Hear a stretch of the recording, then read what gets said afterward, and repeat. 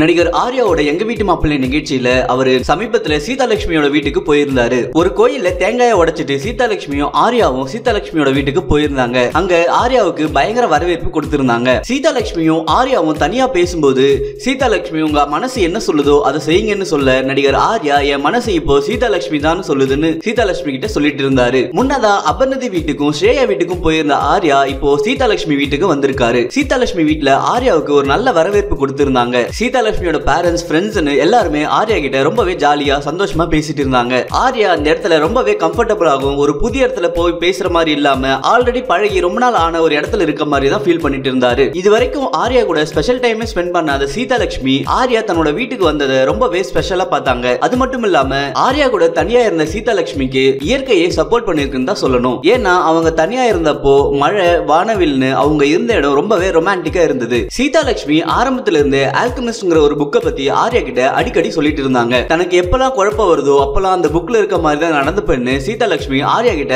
Already சொல்லி இருந்தாங்க. இந்நிலையில நடிகர் ஆர்யா தன்னோட வீட்டுக்கு வரும்போதும் சீதாலட்சுமி அந்த புக்கை ஆர்யா கிட்ட காட்டி இதுதான் நான் சொல்லிட்டு இருந்த புக்குன்னு இதுல ஒரு பேஜை ஓபன் பண்ணுங்கன்னு சொல்லி ஆர்யாவை ஓபன் பண்ண வச்சாங்க. ஓபன் பண்ண ஆர்யா அந்த பக்கத்துல இருந்து ஒரு லைனை படிச்சாரு.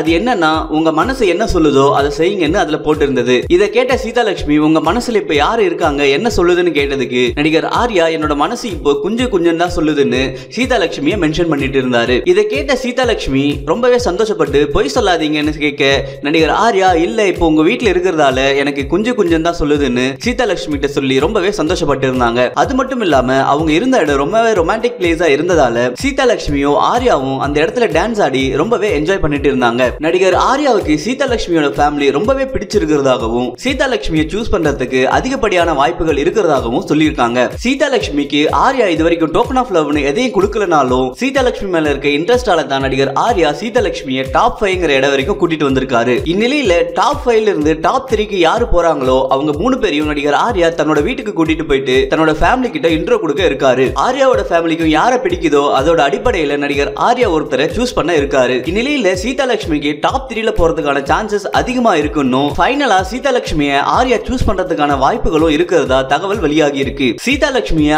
ஆர்யா சூஸ் பண்ணுவாரா? சீதாலட்சுமி ஆர்யா பேரை பத்தி நீங்க என்ன நினைக்கிறீங்கறத கீழ இருக்க கமெண்ட்ஸ்ல பதிவிடுங்க. மேலும் இது போன்ற பல சுவாரஸ்யமான தகவலை தெரிஞ்சுக்க மித்ரா கிரியேஷன் சேனலை சப்ஸ்கிரைப் பண்ணுங்க. இந்த வீடியோ உங்களுக்கு பிடிச்சிருந்தா லைக் பண்ணுங்க, உங்க ஃப்ரெண்ட்ஸ் கூட ஷேர் பண்ணுங்க. இந்த வீடியோ பத்தி உங்களோட கருத்துக்களை கமெண்ட்ஸ்ல பதிவிடுங்க. நன்றி.